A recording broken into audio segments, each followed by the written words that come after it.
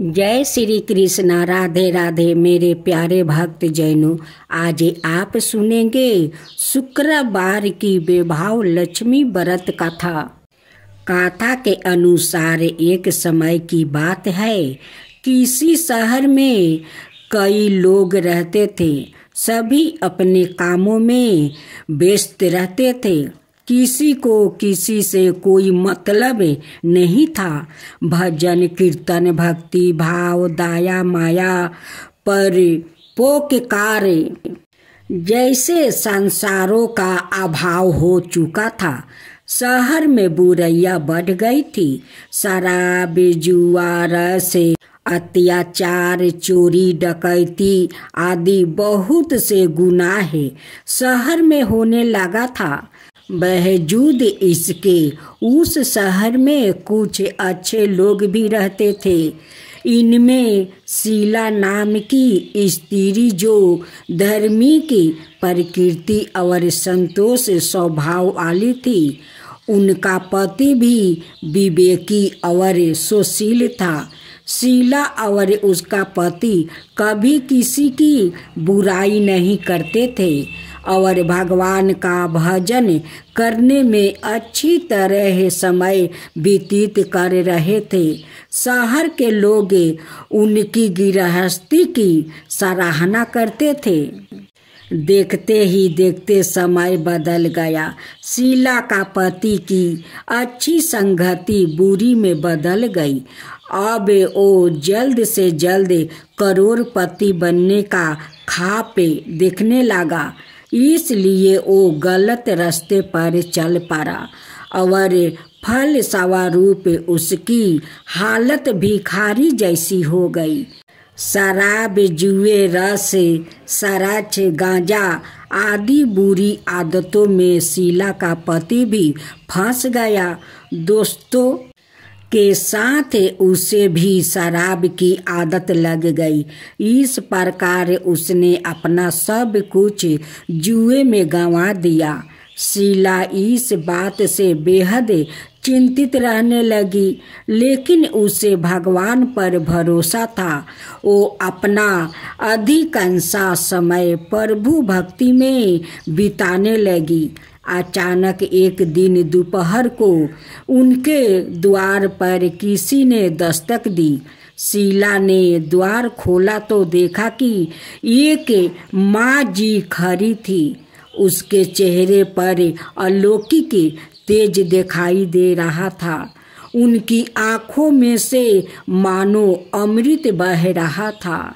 उसका बेभाव चेहरा करुणा और प्यार से झलक रहा था।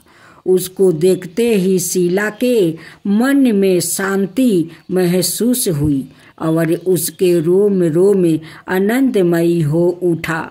शीला उस माँ जी को आदर के साथ घर ले आई। घर में बैठने के लिए कुछ भी नहीं था। अतः शीला ने एक फटी हुई चादर पर उसको बैठाया। माँ जी बोली, क्यों शीला, मुझे पहचाना नहीं?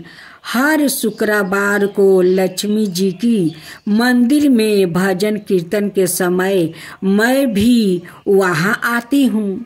इसके बावजूद शीला कुछ समझ नहीं पा रही थी। फिर माँ जी बोली, तुम बहुत दिनों से मंदिर नहीं आई, इसलिए मैं तुम्हें देखने चली आई। माँ जी के प्रेम भरे शब्दों से शीला का हृदय पिघल गया। उसकी आंखों में आंसू आ गया और वो बिलख बिलख कर रोने लगी। माँ जी ने कहा, बेटी, सुख और दुख तो धूप और जैसे होते हैं। धैर्य रखो बेटी, मुझे तेरी सारी परेशानी पता है। माँ जी के व्यवहार से शीला को काफ़ी सबल मिला और सुख की आशा में उनसे माँ जी को अपनी सारी कहानी कह सुनाई। माँ जी के व्यवहार से शीला को काफ़ी सुकून मिला और उसने माँ जी को अपनी सारी कहानी सुनाई। शीला के पूछने पर माँ जी ने उसे व्रत की सारी विधि भी बताई। माँ जी ने कहा, बेटी, माँ लक्ष्मी का व्रत बहुत सरल है। उसे वरद लक्ष्मी व्रत या वैभव लक्ष्मी व्रत कहा जाता है। यह व्रत करने वाले की सब मनोकामना पूर्ण होती है। वो सुख, संपत्ति और यश प्राप्ति करता है। शीला यह सुनकर आनंदित हो गई। शीला ने संकल्प करके आंखों खोली तो सामने कोई ना था। वो सोच में पड़ गई कि माँ जी कहाँ गई। शीला को तत्काल यह समझते देर नहीं लगी कि माँ जी और कोई नहीं, साक्षात लक्ष्मी जी ही थी। दूसरे दिन शुक्रवार था। सुबह स्नान करके स्वच्छ कपड़े पहनकर शीला ने माँ जी द्वारा बताई विधि से पूरे मन से व्रत किया। आखिरी में प्रसाद वितरण हुआ। यह प्रसाद पहले पति को खिलाई। प्रसाद खाते ही पति के स्वभाव में फर्क पड़ गया। उस दिन उसने शीला को मारा नहीं, सताया भी नहीं। शीला को बहुत आनंद हुआ। उनके मन में वैभव लक्ष्मी व्रत के लिए श्रद्धा बढ़ गई। शीला ने पूर्ण श्रद्धा भक्ति से 21 शुक्रवार तक वैभव लक्ष्मी व्रत किया। 21वां शुक्रवार को माँ जी के कहे मुताबिक उद्यापन विधि करके 7 स्त्रियों को वैभव लक्ष्मी व्रत की 7 पुस्तक उपहार में दी। फिर माँ जी के धन लक्ष्मी स्वरूप की छवि को बंधन करके भाव से मन ही मन प्रार्थना करने लगी। हे माँ धन लक्ष्मी, मैंने आपका वैभव लक्ष्मी व्रत करने की मन्नत मांगी थी। वो व्रत आज पूर्ण किया है। हे माँ, मेरी हर विपत्ति दूर करो, हमारा सबका कल्याण करो। जिसे संतान ना हो उसे संतान देना। सौभाग्यवती स्त्री का सौभाग्य अखंड रखना।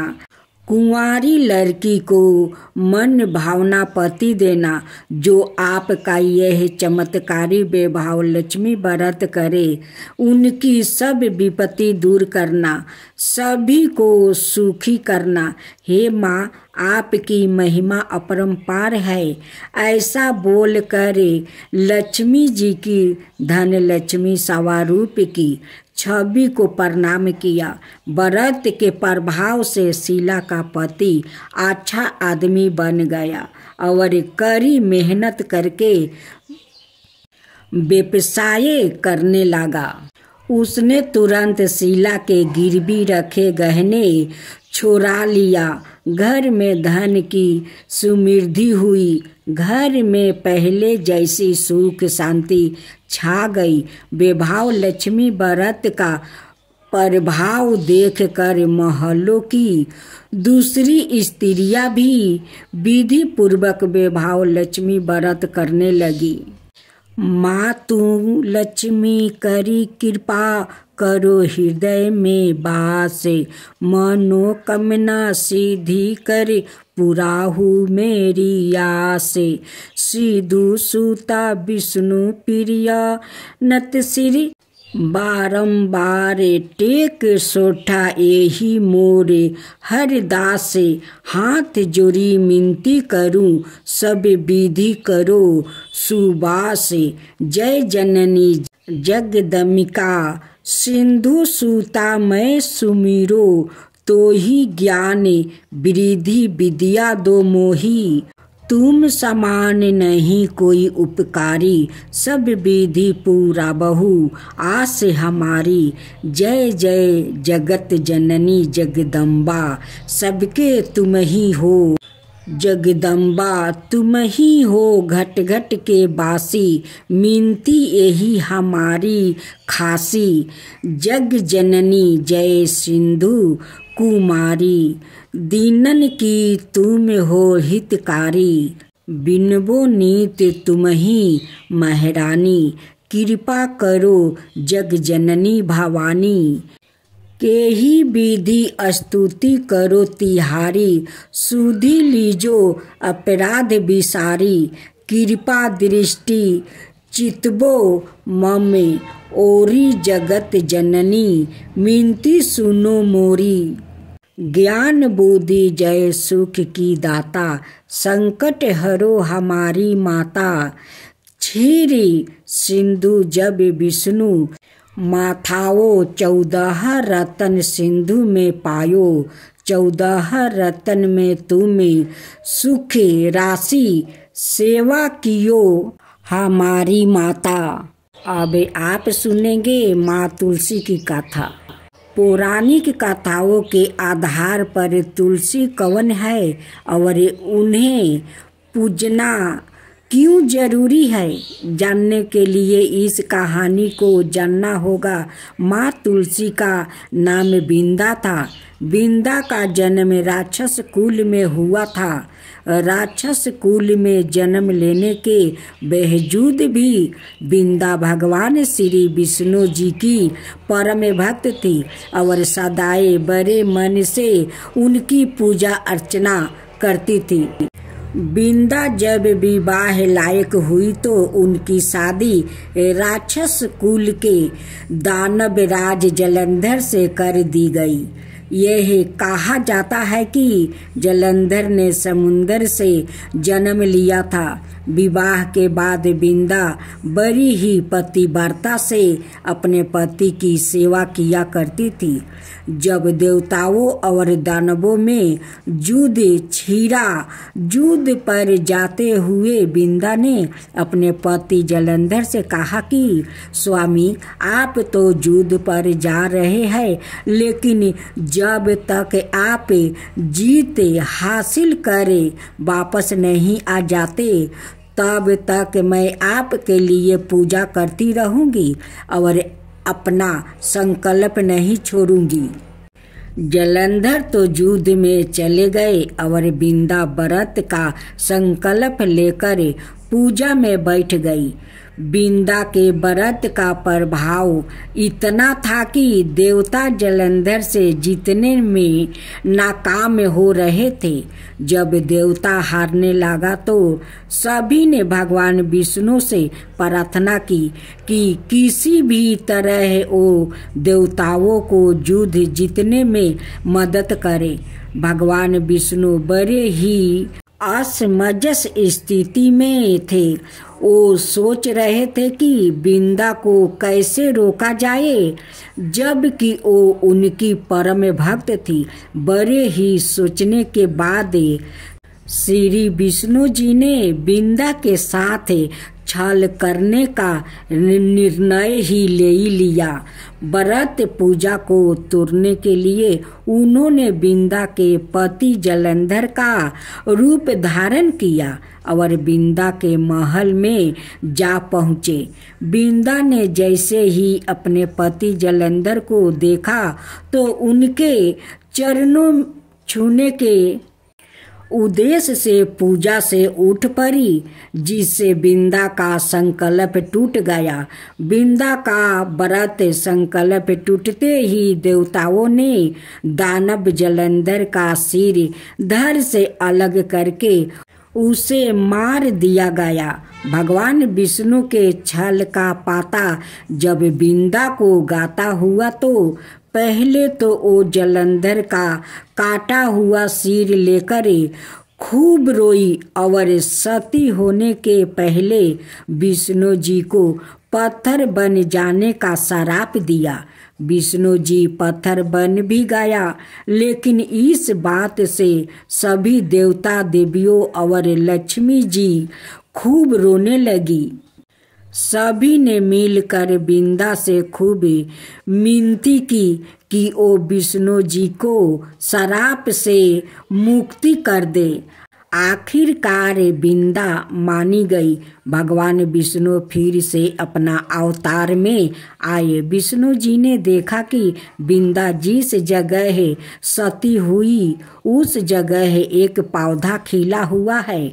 बिंदा से किए गए छल का प्रायश्चित करते हुए विष्णु जी ने खिले हुए पौधों को तुलसी का नाम दिया और यह ऐलान किया कि आज से इनका नाम तुलसी है और मेरा एक रूप इस पत्थर के रूप में रहेगा, जिसे शालिग्राम के नाम से तुलसी जी के साथ ही पूजा जाएगा और तुलसी जी की पूजा के बगैर मैं कोई भी भोग स्वीकार नहीं करूँगा।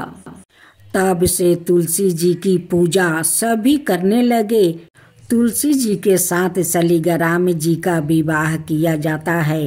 एकादशी के दिन इसे तुलसी विवाह पर्व के रूप में मनाया जाता है।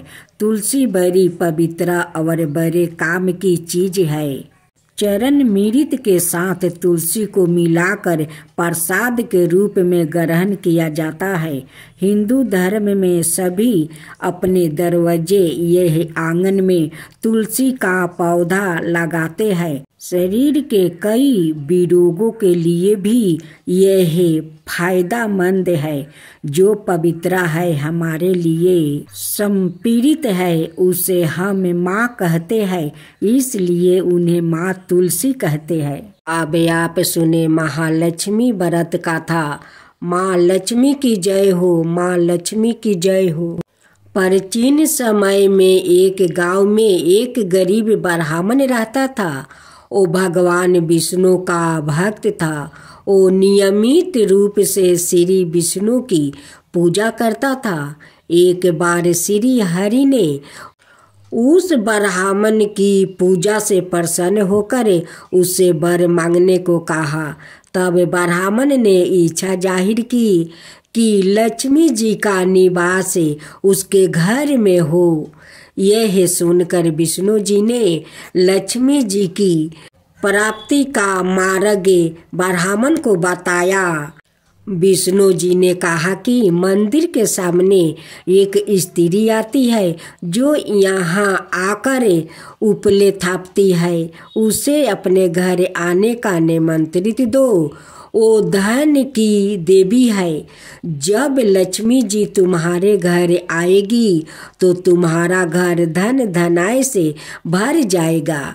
इतना कहकर विष्णु जी ध्यान मगन हो गए।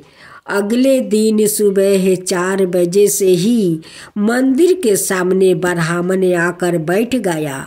कुछ ही देर में लक्ष्मी जी उपले थापने वही आई। ब्राह्मण ने उनसे उसके घर आने का निवेदन किया।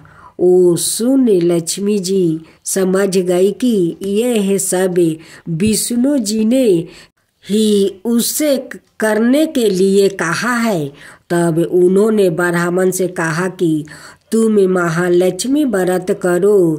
यह व्रत 16 दिन तक व्रत करने और 16वां दिन रात को चंद्रमा को अर्घ देने के बाद ही तुम्हारा मनोरथ पूरा होगा। इसके बाद लक्ष्मी जी की पूजा कर ब्राह्मण ने देवी को उत्तर दिशा की और मुख करके पुकारा। उसकी तपस्या से प्रसन्न होकर माल अपना वचन पूरा किया। तब से ही यह व्रत पूरी श्रद्धा किया जाता है। ऐसा करने से व्याकुतों को माँ का आशीर्वाद प्राप्ति होता है। महालक्ष्मी व्रत का महत्व। हिंदू धर्म में महालक्ष्मी व्रत पूरे 16 दिनों तक रखा जाता है। हालांकि यह निर्जला व्रत नहीं होता है, लेकिन अन्न ग्रहण करने की मनाही होती है। आप इस व्रत में फलाहार कर सकते हैं। 16वां दिन व्रत का उद्यापन किया जाता है। यदि आप 16 दिन तक महालक्ष्मी व्रत करने में असमर्थ है तो शुरुआत के 3 यह आखिरी के 3 व्रत रख सकते हैं। इससे लोग की सभी मनोकामनाएं जल्दी ही पूरी होती है और घर में सुख समृद्धि का वास होता है। अब आप सुनेंगे तुलसी की गाथा। तुलसी से जोड़ी एक गाथा बहुत प्रचलित है। श्री मद देवी भगवत पुराण में इनके अवतार की दिव्य लीला गाथा भी बनाई गई है। एक बार शिव ने अपने तेज को समुद्र में फैला दिया था। उससे एक महातेजस्वी बालक ने जन्म लिया। यह बालक आगे चलकर जलंधर के नाम से पराक्रमी दैत्य राजा बना। इसकी राजधानी का नाम जलंधर नगरी था। दैत्यराज कलनेमी की कन्या बिंदा का विवाह जलंधर से हुआ। जलंधर महाराक्षस था। अपनी साता के मध्य में चूरी उसने माता लक्ष्मी को पाने की कामना से युद्ध किया, परंतु समुद्र से ही उत्पन्न होने के कारण माता लक्ष्मी ने उसे अपना भाई के रूप में स्वीकार कर लिया। वहाँ से पराजित होकर वो देवी पार्वती को पाने की लालसा से कैलाश पर्वत पर गया। भगवान देवाधिदेव शिव का ही रूप धारण कर माता पार्वती का समीप गया, परंतु माँ ने अपने योग बल से उसे तुरंत पहचान लिया और वहाँ से अंतर्ध्यान हो गई। देवी पार्वती ने क्रोध होकर सारा वृत्तांत भगवान विष्णु को सुनाया। जलंधर की पत्नी बिंदा अत्यंत पतिव्रता स्त्री थी। उसी के पतिव्रता धर्म की शक्ति से जलंधर ना तो मारा जाता था और ना ही पराजित होता था। इसलिए जलंधर का नाश करने के लिए बिंदा के पतिव्रता धर्म को भंग करना ही बहुत जरूरी था। इसी कारण भगवान विष्णु ऋषि का भेष धारण कर वन में जा पहुँचे, जहाँ बिंदा अकेली बर्मन कर रही थी। भगवान के साथ 2 मायावीर राक्षस भी थे, जिन्हें देखकर बिंदा भयभीत हो गई। ऋषि ने बिंदा के सामने पल में दोनों को भस्म कर दिया। उनकी शक्ति देखकर बिंदा ने कैलाश पर्वत पर महादेव के साथ युद्ध कर रहे अपने पति जलंधर के बारे में पूछा। ऋषि ने अपने माया जाल से 2 बांदर प्रकट किया। एक बांदर के हाथ में जलंधर का सिर था और दूसरे के हाथ में धर। अपने पति की यह दशा देखकर बिंदा मूर्छित होकर गिर पड़ी। होश में आने पर उन्होंने ऋषि रूपी भगवान से विनती की कि वो उसके पति को जीवित करे। भगवान ने अपनी माया से पूर्ण जलंधर का सिर धड़ से जोड़ दिया, परंतु सवाए भी वो उसी शरीर में प्रवेश कर गया। बिंदा को इस छल का जरा आभास नहीं हुआ। जलंधर बने भगवान के साथ बिंदा पतिव्रता का व्यवहार करने लगी, जिससे उसकी पतिव्रता भंग हो गया। ऐसे होते ही बिंदा का पति जलंधर युद्ध में हार गया। इस सारी लीला का जब बिंदा को पता चला तो उसने क्रोध होकर भगवान विष्णु को शीला होने का श्राप दे दिया और सवाए सती हो गई। जहाँ बिंदा भस्म हुई वहाँ तुलसी का पौधा उगा। भगवान विष्णु ने बिंदा से कहा, हे बिंदा, तुम अपने सतीव्रता के कारण मुझे लक्ष्मी से भी अधिक प्रिया हो गई हो। अब तुम तुलसी के रूप में सदा मेरे साथ रहोगी। जो मनुष्य भी मेरे शालिग्राम रूप के साथ तुलसी का विवाह करेगा, उसे इस लोक और परलोक में विपुल यश प्राप्ति होगा। जिस घर में तुलसी होती है वहाँ यम के दूत भी असमय नहीं जा सकते। गंगा ओ नर्मदा के जल से स्नान अथवा तुलसी का पूजन बराबर माना जाता है। चाहे मनुष्य कितना भी पापी क्यों न हो, मृत्यु के समय जिसके प्राण मंजीरी रहती, तुलसी और गंगा जल मुख में राख कर निगल जाते हैं। वो पापों से मुक्ति होकर वैकुंठ धाम को प्राप्ति होता है। जो मनुष्य तुलसी और आंवले की छाया में अपने पितरों का श्राद्ध करता है, उसके पितरों मोक्ष को प्राप्ति हो जाते हैं। उसी दैत्य जलंधर की यह भूमि जलंधर नाम से विख्यात है। सती बिंदा का मंदिर मोहाला कोट किशनचंद में स्थित है। कहते हैं इस स्थान पर एक प्राचीन गुफा थी जो सीधी हरिद्वार तक जाती थी। सच्चे मन से 40 दिन तक सती बिंदा देवी के मंदिर में पूजा करने से सभी मनोरथ पूर्ण हो जाते हैं। भक्त जनों, आज आप सुनेंगे एक अनाथ लड़की और माँ तुलसी की कथा। अगर मेरा कथा आप लोग के अच्छा लगे तो मेरे कमेंट बॉक्स में जय माँ तुलसी जरूर लिखिए। एक टूटे हुए गौशाला में एक अनाथ लड़की रहती है। वो लड़की का कोई नहीं था। उस लड़की ने किसी के घर में बर्तन मांज देती है तो कोई 2 रोटी दे देते हैं, किसी का घर में जाकर पोछा लगा देती है तो 1 मुट्ठी चावल दे देते हैं। वो लड़की अपनी गुजारा ऐसा ही कर रही थी। उस लड़की ने रोज नदी में स्नान करने जाती है। नदी के किनारे आकर भीजे कपड़ा छोड़कर अपनी सूखे कपड़ा पहनती है। जहाँ वो अपना भीजा कपड़ा छोड़ती है वहाँ से थोड़े दूर पर एक तुलसी का पौधा था। जो तुलसी का पौधा सूख गया था, उसकी भीजे हुए कपड़ा के पानी उस तुलसी के जड़ में समा जाता है। अब तो वो रोज नदी में स्नान करती है और वही जगह पर आकर भीजे कपड़ा अपना छोड़ती है। उनकी भीजे कपड़ा का पानी गरगरा कर उस तुलसी का जड़ में समा जाता है। अब तो तुलसी का पौधा धीरे धीरे हरा होने लगा। हरा होते होते उसमें पाता छोड़ने लगा। लेकिन उस लड़की ने उस तुलसी के पौधा पर कभी ख्याल नहीं करती थी।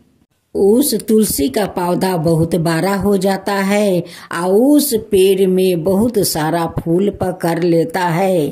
तुलसी बहुत खुशी हो जाती है या खुश होकर उस पौधा से प्रकट होती है और उस लड़की से कहती है कि लड़की, मैं तुझ पर बहुत प्रसन्न हूँ, आज तू मुझसे कोई वर मांग ले। लड़की उस तुलसी को देखकर बहुत अचकित हो जाती है। वो पहचान नहीं पाती है कि ये माँ तुलसी है। वो कहती है कि आप कौन हो, इतना जल्दी यहाँ पर कैसे आ गई? यहाँ पर तो कोई आदमी नहीं रहता है, कभी मैं आदमी को नहीं देखा, आया पे इतना जल्दी कैसे मेरे सामने आ गई? कहती है कि मैं तो तुलसी हूँ, तुम उस तुलसी का पौधा को देखती हो। उस तुलसी का पौधा तुम्हारे कारण तो हरा भरा हुआ है और इतना फूल पकड़ा है कि वो फूला कर बहुत खुश हो गई है। वो तुम्हारे कारण अब मैं उस पौधा में रहती हूँ। मैं तुलसी हूँ बेटी। उस पौधा के तुमने जिंदा किया है। अब मैं आज खुश होकर आज प्रकट हुई हूँ, तुम्हारे सामने खड़ी हूँ और तुम्हें कुछ मांगने के लिए कहती हूँ, तुम मुझसे कुछ मांग लो। उस लड़की कहती है कि हे माँ तुलसी, मैं तो अनाथ हूँ, कभी तुलसी का पौधा देखा नहीं, उसलिए मैं आपको पहचान नहीं पाई। माता, मुझे क्षमा कर दीजिए। फिर तुलसी कहती है कि बेटी तू मुझसे कुछ वर मांग ले। उस लड़की कहती है कि माता मैं क्या मांगू, मेरा कोई माता पिता नहीं है, नहीं कोई अपना परिवार है, नहीं मेरा घर द्वार है, मैं तो गौशाले में रहती हूँ। उस लड़की ने कहती है कि माता अगर आप कुछ देना ही चाहती है तो मुझे ऐसा जीवन साथी दीजिए कि उनके साथ मैं जीवन बिता सकूं और उनके साथ खुशी खुशी से रह सकूं, अपना संसार बसा सकूं, ऐसे ही मुझे वरदान दीजिए माता। फिर लड़की कहती है कि माता यहाँ पर तो कहीं दूर दूर तकले कोई घर द्वार दिखाई नहीं दे रहा है, तो मेरा जीवन साथी कहाँ मिलेगा। माँ तुलसी कहती है कि बेटी तू उसके लिए चिंता मत कर, मैं सब कुछ बंदोबस्त कर दूंगी। माँ तुलसी अपना माया शक्ति से उस गौशाला का वो माया जाल नगरी बना देती है।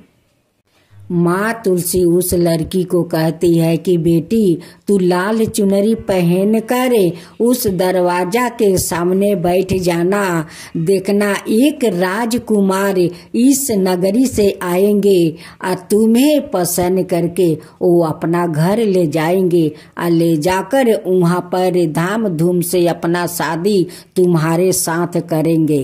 उस लड़की माँ तुलसी से वो रो कर कहती है कि माँ आप मेरे लिए इतना कुछ कर रही है तो आप मेरा माँ बन जाइए और उस राजकुमार के हाथ में अपना हाथ से मेरे हाथ धरा दीजिए। माता कहती है कि माँ अगर आप मेरे हाथ अपना हाथ से उस लड़के के हाथ में नहीं देगी तो मैं उस लड़का के साथ नहीं जाऊंगी। माँ मैं उसी टूटे हुए गौशाला में मैं अपना गुजारा कर लूंगी, लेकिन उस लड़का के साथ मैं नहीं जाऊंगी।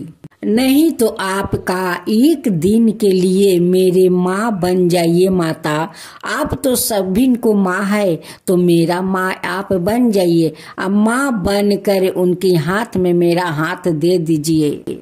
माँ तुलसी बहुत दुविधा में पड़ जाती है और चिंता करती है कि ये लड़की को तो कोई नहीं है, ये तो बेचारी अनाथ है, मैं क्या करूं। माँ तुलसी कहती है कि ठीक है बेटी, मैं अपना हाथ से तेरे हाथ उस लड़के के हाथ में दे दूंगी। लड़की जाकर दरवाजे पर बैठ जाती है। राजकुमार आते हैं तो उस लड़की को देखते रह जाते हैं। लड़का कहता है कि मैं तुम्हारा माता पिता से मैं बात करना चाहता हूँ।